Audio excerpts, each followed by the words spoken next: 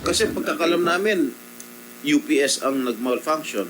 Yes, sir. Ngayon sinasabi mo, circuit breaker. Are you incompetent? I apologize, sir. Sorry. This was CAAP Director General Manuel Tamayo's response to the delayed release of information that a faulty circuit breaker caused the air traffic system shutdown on New Year's Day. In a Senate hearing, Tamayo admitted that CAAP had known about this on the same day, but it was only made public this week. Officials earlier pointed to the uninterrupted power supply, or UPS, as the culprit. We've been told many different causes, as vague as a technical glitch, the uninterrupted power supply, an outdated air traffic navigation system, over voltage, and most recently, a faulty circuit breaker. Sa pagdinig na ito, we seek clarity. CAAP said it's still waiting for the results of the forensic investigation. Tamayo insists CAAP personnel have the capability to maintain the communications, navigation, and surveillance system of the Air Traffic Management Center. Officials of Sumitomo Thales Venture, which provided the technology, agree, but they said having a third-party maintenance provider would have been better. Former Transportation Secretary Arthur Tugade said CAAP assumed the responsibility when the warranty expired.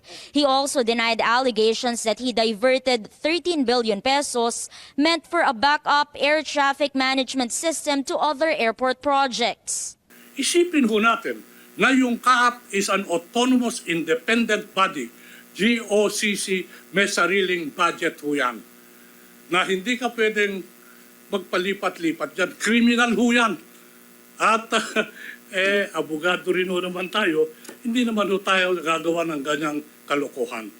Meanwhile, Senate President Mig Subiri could not believe that there's no CCTV in the equipment room of the CNS ATM. Tamayo says security is tight in the area, but you have the logs of what happened, but nothing compares to a CCTV footage.